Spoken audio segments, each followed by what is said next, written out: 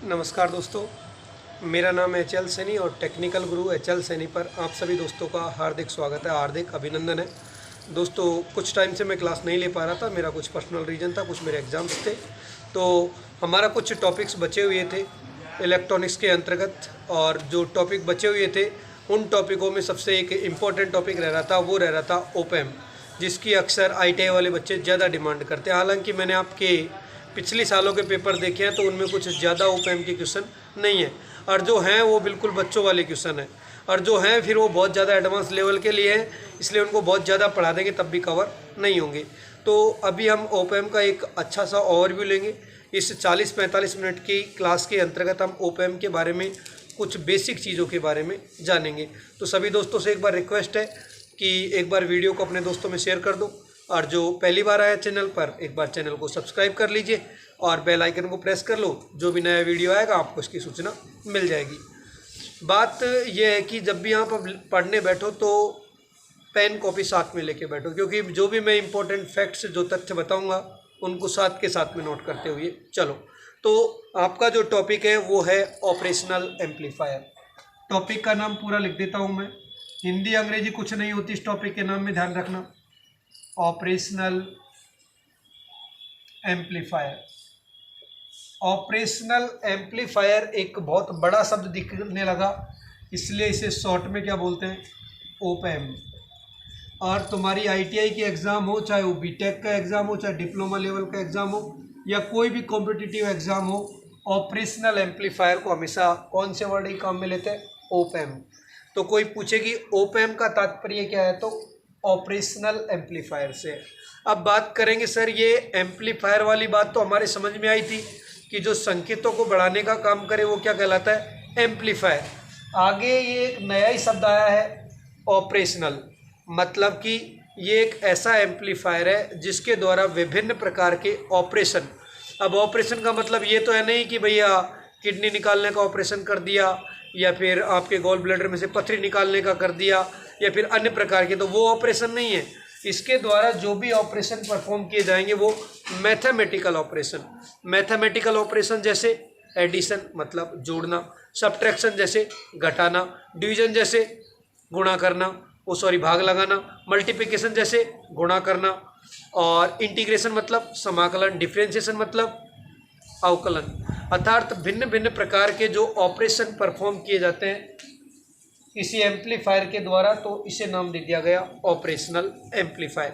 कोई पूछे कि रियल में ये ओपैम होता क्या है दोस्तों, तो ओपैम एक हाई गेन वाला, मतलब इसका लाभ होता है वो क्या होता है, उच्च होता है। तो ये एक high gain direct coupled differential amplifier होता है। क्या मतलब है इस बात का, कि इसका गेन क्या होता है, उच्च होता है, और इसमें जो कपलिंग होती है वो कौन सी कपलिंग होती है, डायरेक्ट कपलिंग होती है। तो इस बात को मैं लिख भी देता हूं एक बार कि ओपैम एक डायरेक्ट कपल्ड उच्च गेन, अंग्रेजी में बोले तो high gain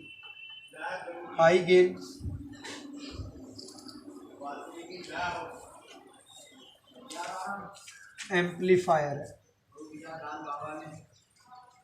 high gain amplifier है। दोबारा बोल देता हूं कि कोई पूछे कि ओपैम है क्या, तो ओपैम एक डायरेक्ट कपल्ड उच्च गेन एम्पलीफायर है जिसके द्वारा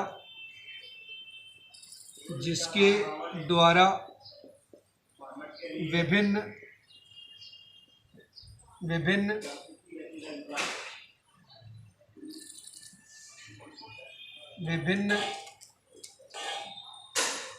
मैथमेटिकल ऑपरेशन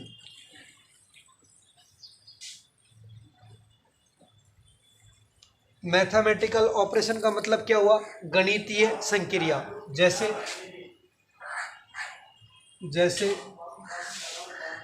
एडिशन, सब्ट्रैक्शन। इसके अलावा इसके द्वारा क्या किया जा सकता है, डिवीजन, मल्टीप्लिकेशन, इंटीग्रेशन, इंटीग्रेशन को तो हिंदी में लिख भी देता हूँ बेटा, इसे बोलते हैं समाकलन, कॉमा डिफरेंशिएशन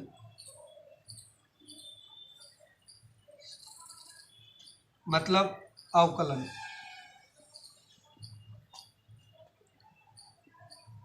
किए जाते हैं।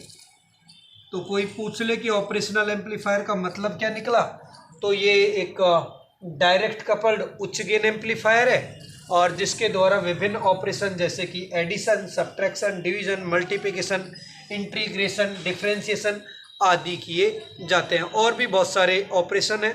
तो आपको समझ में आ गया होगा कि ओप एम्प के द्वारा किया क्या जाता है। तो मैथमेटिकल ऑपरेशन परफॉर्म किए जाते हैं।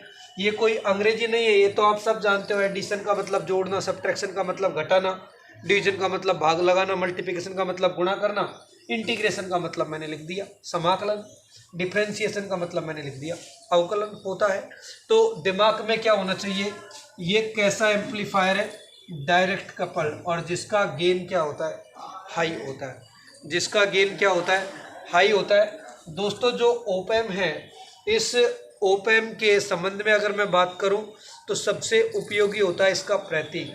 एग्जाम में बहुत बार रिपीट होता है कि ओप एम्प का प्रतीक क्या होता है, कौन कौन से टर्मिनल होते हैं और किसका मतलब क्या होता है।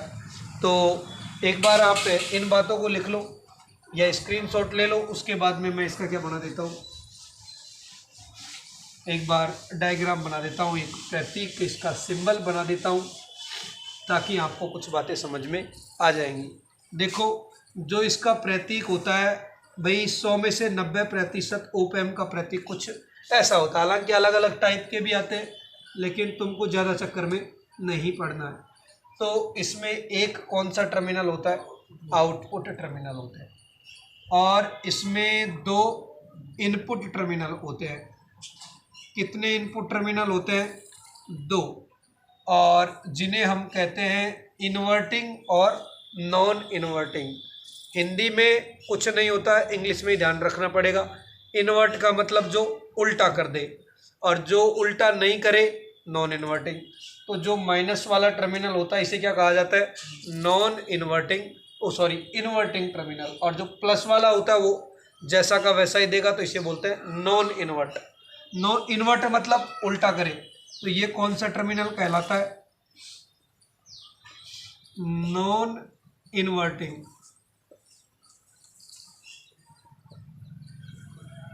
टर्मिनल। और ये कौन सा टर्मिनल होता है, इन्वर्टिंग टर्मिनल।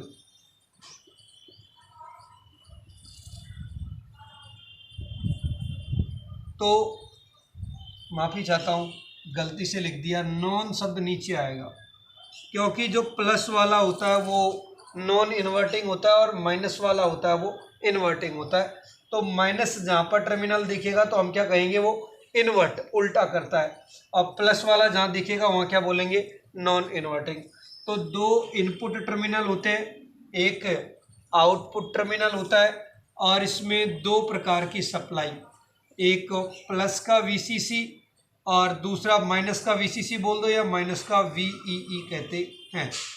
तो मैं यूँ कह सकता हूँ क्या कि ओप एम्प में क्या होते हैं, 5 टर्मिनल होते हैं, 2 इनपुट टर्मिनल, एक आउटपुट टर्मिनल और 2 प्रकार की सप्लाई, एक धनात्मक बैटरी और दूसरी ऋणात्मक बैटरी। तो इन बातों को मैं लिख भी देता हूँ, आप साथ के साथ में बना लो।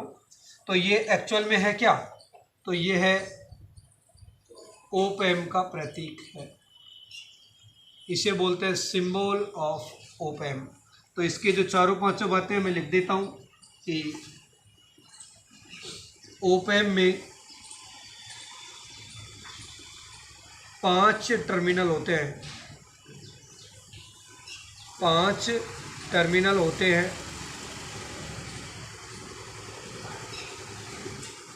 जिनमें से एक आउटपुट टर्मिनल, 2 इनपुट टर्मिनल तथा 2 प्लस वीसीसी एवं माइनस वीई सप्लाई होते हैं। तो कौन कौन से 5? 2 तो ये हो गए और एक ये हो गया। ठीक है, ध्यान रखना कभी भी जो ओप एम्प होता है वो सिर्फ इनपुट को एम्पलीफाई नहीं करता है। तो सर किसको एम्पलीफाई करता है? तो इनपुट टर्मिनल का जो डिफरेंस होता है, अर्थात इनके बीच का जो डिफरेंस वोल्टेज होता है जिसे हम कहते हैं वीडी। वी का वी का मतलब वोल्टेज और डी का मतलब डिफरेंशियल वोल्टेज। तो ध्यान रखना ओप एम्प हमेशा डिफरेंशियल इनपुट वोल्टेज को, मतलब इनपुट का जो डिफरेंस वोल्टेज है उसी को क्या करता है? एम्पलीफाई करता है, डायरेक्ट इनपुट वोल्टेज को नहीं, इन दोनों के डिफरेंस को। तो ये ध्यान रखना, मैं चाहे यहाँ लिख भी देता हूँ कि ओप एम्प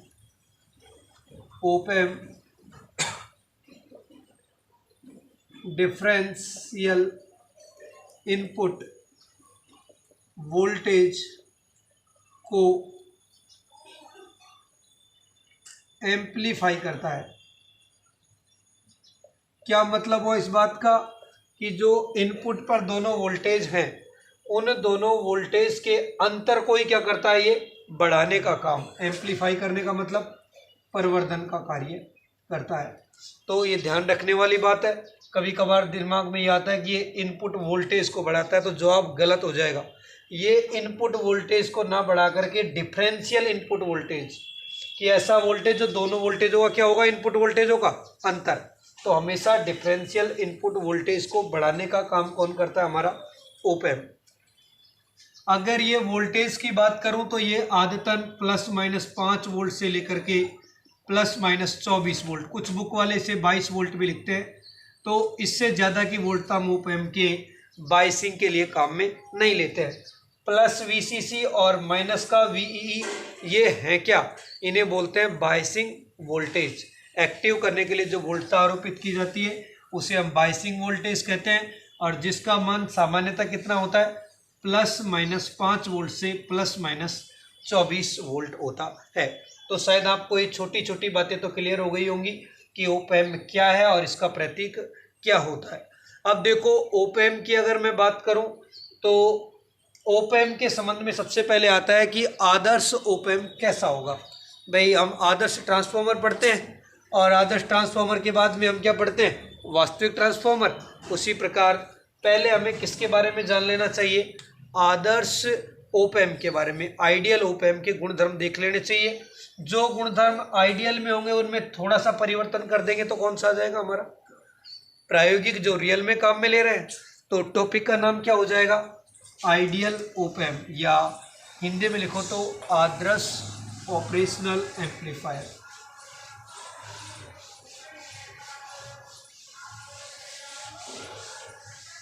हाँ जी, तो अब टॉपिक का नाम क्या रहेगा? Ideal op amp. अब बेटा इतनी हिंदी तो करने की जरूरत नहीं है, वैसे लिख देता हूँ आदर्श ओप एम्प। आदर्श का मतलब होता है ऐसा ओप एम्प जिसकी हम क्या करते हैं? कल्पना। आदर्श का मतलब काल्पनिक होता है, वास्तविक जिंदगी में ऐसी चीज़ होती नहीं है। हमने क्या देखा अभी ये कि सर देखा क्या? ये प्रतीक बनाया था आपने और बताया क्या हमें कि एक नेगेटिव टर्मिनल होता है और एक पॉजिटिव। नेगेटिव वाला उल्टा करता है, इसलिए नाम बताया था मैंने। इसका क्या नाम बताया था? इन्वर्टिंग। गलती से मैंने नॉन इन्वर्ट लिख दिया था एक बार। ये इन्वर्टिंग और ये वाला कौन सा है? Non inverting. या इनके बीच का जो वोल्टेज होता है उसे हम कहते हैं डिफरेंशियल वोल्टेज। या जो सप्लाई है वो प्लस वीसीसी और ये कौन सी है? माइनस का वीई, और ये आउटपुट वोल्टेज है वी आउटपुट। अब बात करते हैं कि इस आइडियल ओप एम्प के क्या क्या गुणधर्म हैं, क्या क्या प्रॉपर्टी हैं। तो दोस्तों मैंने अभी थोड़ी देर पहले बोला कि ओप एम्प एक डायरेक्ट कपल्ड उच्च गेन एम्पलीफायर है। तो आपको ये तो बात क्लियर हो गई होगी कि इसका जो गेन होता है वो उच्च होता है। तो आदर्श होगा तो ये मान क्या हो जाएगा? अनंत। तो पहली बात क्या हो गई कि आइडियल ओप एम्प की बात करूंगा अभी, जो सारी बातें कर रहा हूं, तो वोल्टेज गेन का मान क्या होता है? अनंत होता है। क्या बोला मैंने भाई, हमने रियल में ये पढ़ा कि ये उच्च गेन एम्पलीफायर है, आदर्श की बात करेंगे तो ये चीज़ क्या हो जाएगी, अनंत। और दोस्तों इसकी जो इनपुट प्रतिबाधा है, या इसे इनपुट रेजिस्टेंस कह दो या इनपुट इम्पीडेंस कह दो, वो क्या होता है, अनंत होता है। और आउटपुट इम्पीडेंस क्या होता है, जीरो होता है। तो आउटपुट इम्पीडेंस और इनपुट इम्पीडेंस शब्द आप जानते ही हो। इम्पीडेंस की जगह शब्द एग्जाम में रेजिस्टेंस भी आ सकता है। तो निवेशी प्रतिबाधा, निवेशी प्रतिबाधा वर्ड वैसे लोग सीखते नहीं है, अंग्रेजी वाला याद रखते हैं। इनपुट इम्पीडेंस का मान क्या होता है, अनंत होता है। ये एग्जाम के आए हुए क्वेश्चन है बेटा, ध्यान रखना दोनों कि वोल्टेज गेन क्या होता है, अनंत। इनपुट प्रतिबाधा अनंत, लेकिन आउटपुट प्रतिबाधा क्या होती है, शून्य। तो निर्गत प्रतिबाधा, निर्गत प्रतिबाधा अर्थात आउटपुट इम्पीडेंस का मान शून्य होता है। क्या क्या बात बोली मैंने कि तीन बातें कर दी कि इसका जो गेन है वो उच्च होता है, इनपुट की प्रतिबाधा अनंत होती है और आउटपुट की प्रतिबाधा शून्य होती है। इसके अलावा दोस्तों इसमें से हम किसी भी आवर्ती का संकेत पास कर सकते हैं, जीरो से लेकर के अनंत आवर्ती तक के संकेत हमारे ओप एम्प से पास हो सकते हैं। तो इसका मतलब इसकी बैंड चौड़ाई क्या हो जाएगी, अनंत। तो दोस्तों बैंड चौड़ाई, बैंड चौड़ाई को अंग्रेजी में बोलते हैं बैंड ब्रेथ, BW। तो बैंड चौड़ाई का मान क्या होता है, अनंत होता है। दोस्तों अगर आदर्श वाली चीज़ है तो हम चाहते हैं कि इसमें किसी प्रकार की कोई नॉइज अर्थात अनावश्यक सिग्नल आए क्या, तो जवाब आएगा सर अनावश्यक सिग्नल तो बेकार चीज़ है, नहीं आना चाहिए। तो अनावश्यक सिग्नल के संबंध में एक छोटी सी परिभाषा होती है और वो परिभाषा होती है CMMR। CMRR तुम्हारी एग्जाम में आया हुआ क्वेश्चन है ये 3-4 बार। तो CMRR क्या है, डिटेल में बात करेंगे, लेकिन ये किसके संबंध में जानकारी देता है कि इसका मान जितना ज़्यादा होगा अंदर नॉइज कम से कम होगी। तो आदर्श की स्थिति में तो बाहर की आवाज़ जीरो होनी चाहिए, अर्थात ये जीरो तभी हो सकता है जब इसका मान क्या हो, अनंत। मैं बोल रहा हूँ CMRR का मान जितना ज़्यादा होगा नॉइज उतनी कम होगी। तो CMMR का मान यदि अनंत हुआ तो नॉइज क्या हो जाएगी, जीरो। तो आदर्श OFM के लिए CMRR पूर्ण फॉर्म लिखना चाहो तो लिख सकते हो, कॉमन मोड रिजेक्शन रेशियो। ये एग्जामों में डायरेक्ट भी पूछ लेता है कि CMRR की पूर्ण फॉर्म क्या है। तो CMRR का मान जितना ज़्यादा होगा नॉइज उतनी कम होगी। तो हम चाहते ही हैं कि इसमें किसी प्रकार का अनावश्यक संकेत ना जाए, इसलिए CMRR का मान क्या होता है, अनंत। तो CMMR अनंत होगा तो 1/अनंत का मतलब नॉइज क्या, जीरो। सही है कि नहीं है, हाँ जी। अब बात करते हैं कि मुझे जो ये ओप एम्प है इसको बैलेंस स्थिति में रखना है। तो इसको बैलेंस स्थिति में रखने के लिए इनपुट पर जो वोल्टेज आरोपित किया जाता है उस वोल्टेज को हम क्या कहते हैं, ऑफसेट वोल्टेज। बच्चे तुमने अभी तक नहीं पढ़ा होगा ये वर्ड, इसलिए सुनते जाओ, अब ढंग से सुनो। ऑफसेट वोल्टेज का मतलब क्या होता है कि ओप एम्प को बैलेंस स्थिति में लाने के लिए इनपुट पर जो वोल्टेज दिया जाता है उसे हम क्या कहते हैं, ऑफसेट वोल्टेज। तो दोस्त अगर आदर्श चीज़ है तो वो खुद अपने आप में ही बैलेंस होना चाहिए कि नहीं, संतुलन में होना चाहिए। तो ऑफसेट वोल्टेज का मान आदर्श ओप एम्प के लिए क्या होता है, जीरो होता है। ऑफसेट वोल्टेज क्या होता है कि ओप एम्प को बैलेंस स्थिति में रखने के लिए इनपुट पर जो वोल्टेज दिया जाता है उसे हम कहते हैं बैलेंस की स्थिति में ऑफसेट वोल्टेज। दोबारा सुनो कि पूरे ओप एम्प को बैलेंस मतलब संतुलन में रखने के लिए इनपुट पर जो वोल्टेज देंगे वो वोल्टेज क्या कहलाता है, ऑफसेट वोल्टेज। तो आदर्श होगा तो खुद अपने आप में बैलेंस होना चाहिए, अगर बैलेंस होगा तो ऑफसेट वोल्टेज क्या हो जाएगा, जीरो। कुछ देने की जरूरत है क्या, नहीं देने की जरूरत है। तो लिखो ऑफसेट। ये सारी परिभाषाएं मैं आगे लिखूंगा, अभी तो समझा रहा हूं ना। तो ऑफसेट वोल्टेज, तो ऑफसेट वोल्टेज का मान जीरो होगा तो ऑफसेट करंट का मान भी जीरो होगा, सही है कि नहीं है। तो ऑफसेट वोल्टेज का मान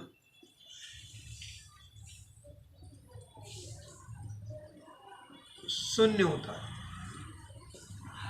एक शब्द और है जिसके बारे में अक्सर एग्जामिनर पूछता है, और वो शब्द अगर नहीं पढ़ा हो तो बेटा ये होता है स्लीव रेट। स्लीव रेट, सुनो क्या मतलब होता है रेट। रेट का मतलब कीमत से नहीं है, रेट का मतलब होता है परिवर्तन समय के सापेक्ष। हम बोलते हैं ना कि rate of change of current, मतलब धारा में परिवर्तन की दर। तो जहाँ जहाँ शब्द रेट आता है ना, रेट का मतलब होता है समय के सापेक्ष परिवर्तन। अब ये परिवर्तन किस में देखना चाह रहा है, तो आउटपुट वोल्टेज में परिवर्तन।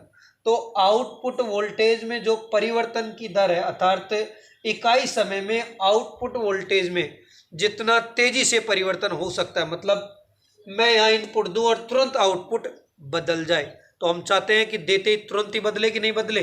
तो ये समय स्लीव रेट का मान कम से कम होना चाहिए कि ज़्यादा से ज़्यादा होना चाहिए।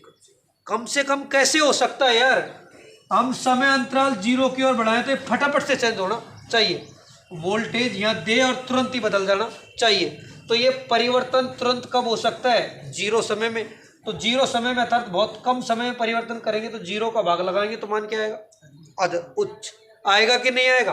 तो हम स्लीव जो रेट है, इस स्लीव रेट का मान क्या हम चाहते हैं, ज़्यादा से ज़्यादा। स्लीव रेट जितनी ज़्यादा होगी परिवर्तन तुरंत के तुरंत ही होगा, सही है कि नहीं है भाई। ये कम समय आएगा, परिवर्तन ज़्यादा हो रहा है तो स्लीव रेट ज़्यादा ही तो आएगी, और हम चाहते यही है। ये थोड़ी है कि इनपुट अब दे रहे हैं 5 मिनट बाद में परिवर्तन दिखे, नहीं, तुरंत परिवर्तन होता है, कम समय में तुरंत परिवर्तन। तो छोटी संख्या का भाग लगेगा तो मान ज़्यादा ही आएगा कि नहीं आएगा। तो आदर्श के लिए चीज़ क्या होनी चाहिए कि जीरो समय में तुरंत परिवर्तन हो। तो जीरो का भाग लगाएंगे तो वैल्यू क्या हो जाएगी, अनंत। तो ये किसके सापेक्ष देख रहे हैं परिवर्तन, समय के सापेक्ष। तो वोल्टेज का मात्रक वोल्ट और समय का मात्रक सेकंड। ये तुम्हारे एग्जाम में आया हुआ क्वेश्चन है कि स्लीव रेट का मात्रक क्या होता है, तो वोल्ट प्रति सेकंड। लेकिन समय बहुत कम देखते हैं ना हम, सेकंडों में, माइक्रो सेकंड में, इसलिए इसका जो व्यवहारिक मात्रक होता है वो होता है वोल्ट प्रति माइक्रो सेकंड। ओके, क्योंकि अब ये तो है नहीं कि अब दे दिया और 1 मिनट बाद में देखेंगे ओपीएम कुछ दे रहा है कि नहीं दे रहा है। हम देखते हैं कि पलक नहीं झपके उससे पहले उत्तर आ जाना चाहिए, यही चाहते हैं ना। तो स्लीव रेट का मान अनंत होना चाहिए। ये सारी बातें किसके संबंध में है बेटा, तो कोई आपसे पूछ भी ले कि स्लीव रेट का मात्रक क्या है, तो स्लीव रेट का मैं मात्रक भी लिख देता हूँ कि स्लीव रेट का मात्रक वोल्ट प्रति माइक्रो सेकंड होता है। म्यू एस का मतलब है माइक्रो सेकंड, वोल्ट प्रति माइक्रो सेकंड।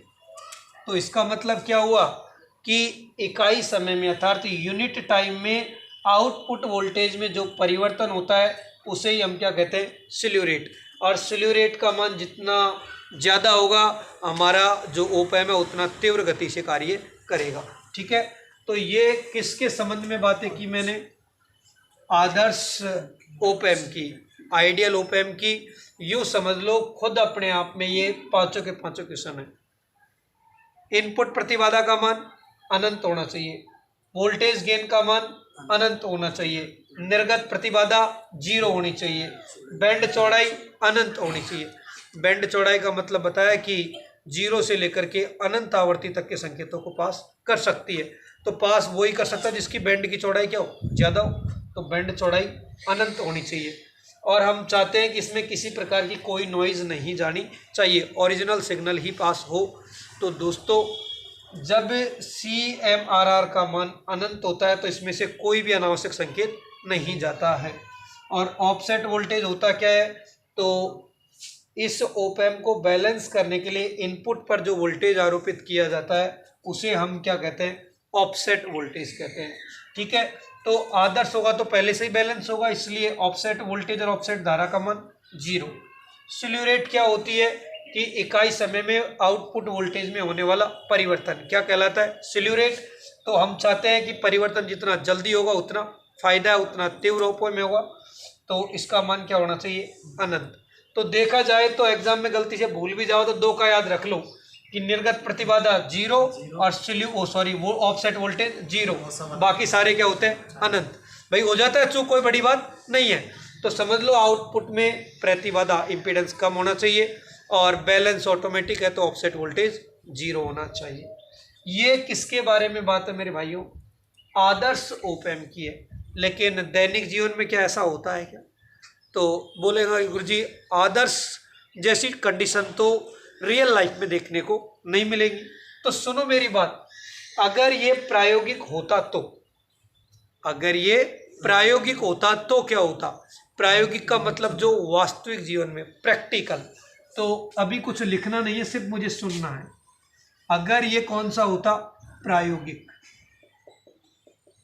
प्रायोगिक का मतलब प्रैक्टिकल, जो दैनिक जीवन में हम ओप एम्प काम में ले रहे हैं। ठीक है, तो प्रायोगिक का मतलब प्रैक्टिकल, ये जो दैनिक जीवन में काम में आता है या व्यवहारिक ओप एम्प।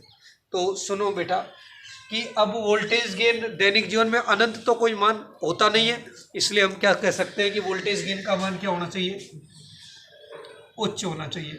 अरे पहले वाले बातें सारी एक बार स्क्रीनशॉट ले लिया था कि नहीं लिया था, अगर नहीं लिया है तो पहले उसका ले लो। अनंत होता है, मैं साइड में हो जाता हूँ, और ये वाली बातें है वो आदर्श की है, ध्यान रखना है, प्रायोगिक में नहीं है, ये आइडियल का है। अब एक बार आप स्क्रीनशॉट ले लो इसका, अब फिर प्रायोगिक की बात कर लेंगे, क्योंकि बार बार 2-2 डायग्राम बनाऊंगा, उससे बढ़िया है कि मैं एक में ही सारी बातें समझा दूँ।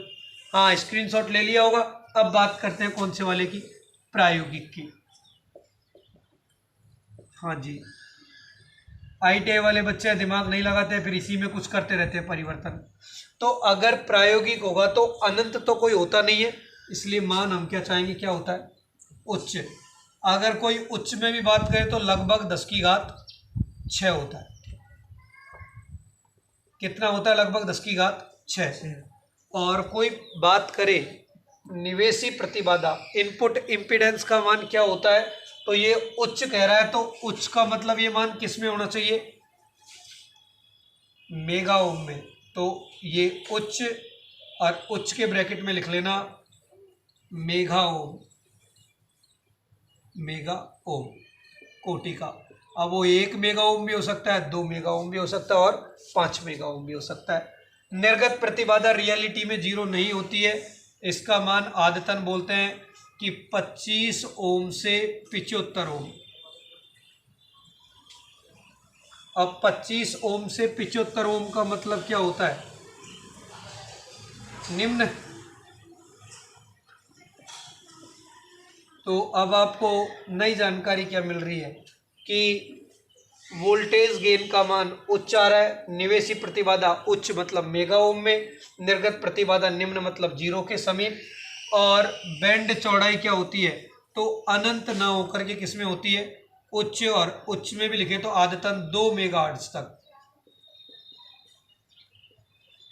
ठीक है, CMRR की बात करूं ना दोस्तों, तो CMRR का मान अगर डीबी में बात करूं, डीबी में डेसिबल में बात करूं, तो इसका मान आदतन 90 से 120 डीबी होता है। डीबी का मतलब होता है डेसीबल, कितना होता है, 90 से 120 डेसिबल होता है। कैसे होता है मैं थोड़ा सा निकाल के बताऊंगा, थोड़ी देर आप अगर इंतजार करोगे तो। ठीक है, तो CMRR का मान 90 से 120 डीबी में है बेटा, ये नॉर्मल नहीं है, डेसिबल में मान है। और ऑफसेट वोल्टेज का मान आदतन 0 ना होकर के 2 मिलीवोल्ट से 5 मिलीवोल्ट होता है। और स्लीव रेट का जो मान होता है दोस्तों, वो मान क्या होता है, उच्च। और उच्च की बात करें तो लगभग 20 से 50 वोल्ट पर माइक्रो सेकेंड होता है, तो आप उच्च लिख लेना इस बात को। तो ये रियल लाइफ में जो हमारा ओप एम्प है उसमें ऐसा होता है।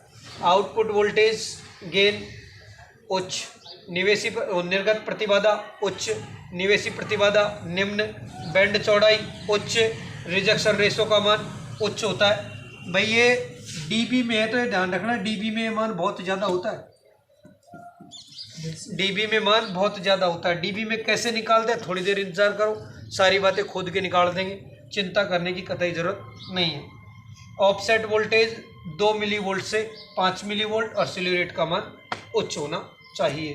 तो ये सारी बातें किसकी थी, प्रायोगिक की, जो रियल लाइफ में काम में लेते हैं उस ओप एम्प की थी। ठीक है, इनको एक बार आप फटाफट से उतार लो, जल्दी करो उतारने के मामले में, कोई डाउट हो तो पूछो, ठीक है ना।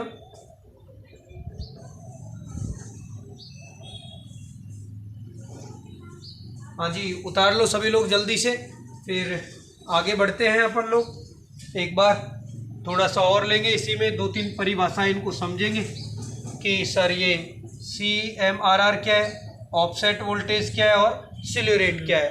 तो तीनों के बारे में जानेंगे। ये तो हमको आता है, गेन क्या होता है, आउटपुट वोल्टेज बटे इनपुट वोल्टेज, तो ये पढ़ा दिया मैंने।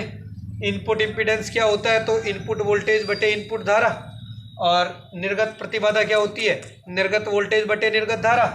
और बैंड चौड़ाई क्या होती है, तो ये जिस रेंज तक की आवृत्ति पास हो सकती है वो हमारी क्या कहलाएगी, बैंड चौड़ाई।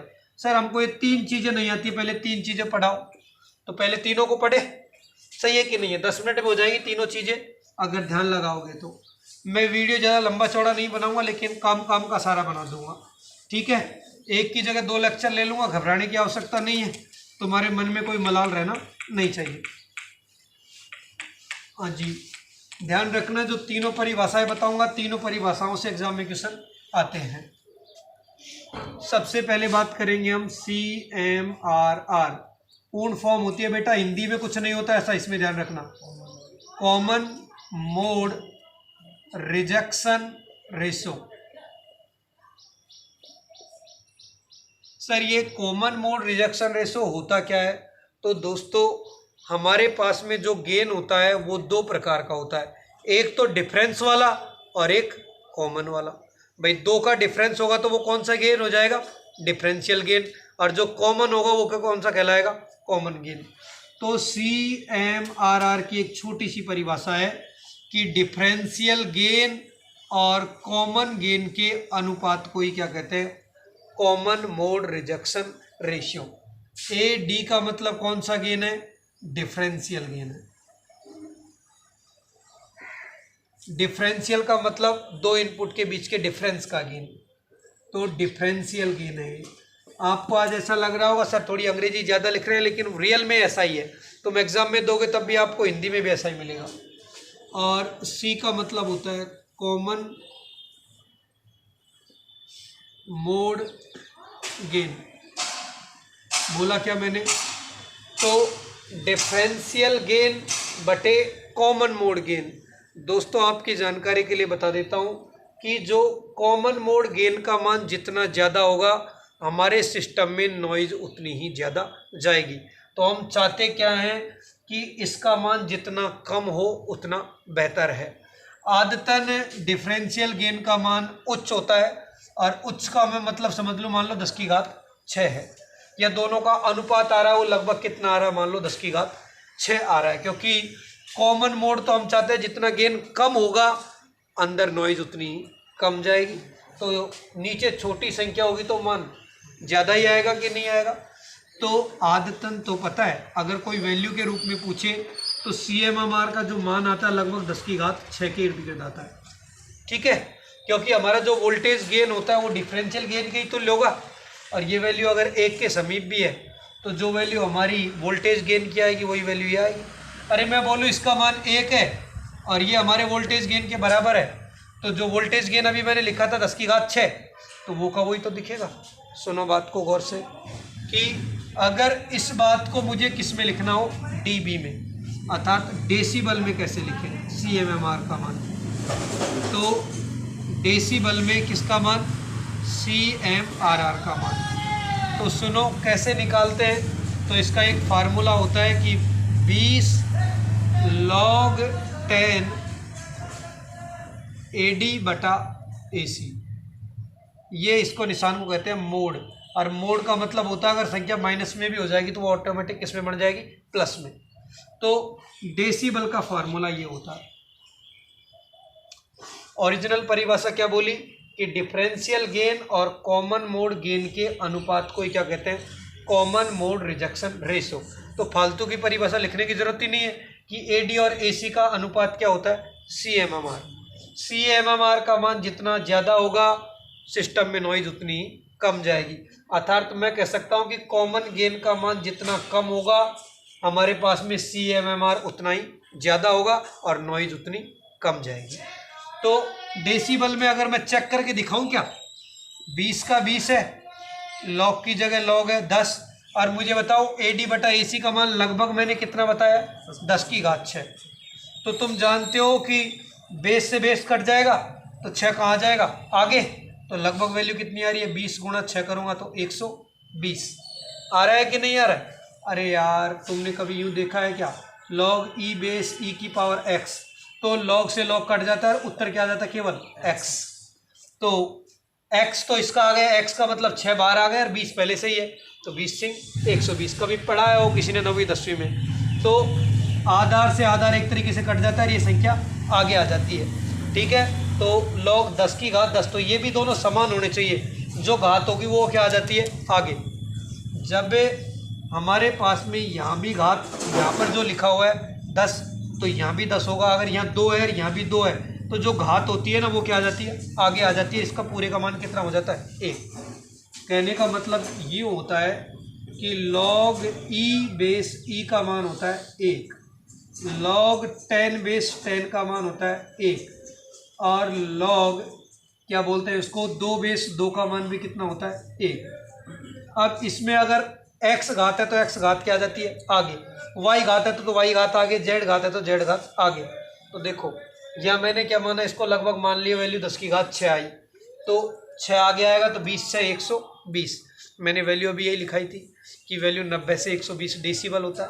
तो dB में वैल्यू कितनी आएगी, लगभग 90 से 120 dB। क्लियर है कि नहीं है।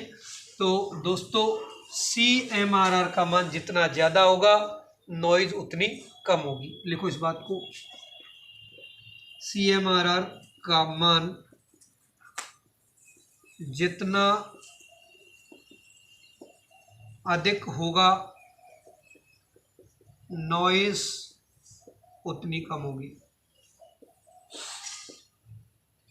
उतनी कम होगी।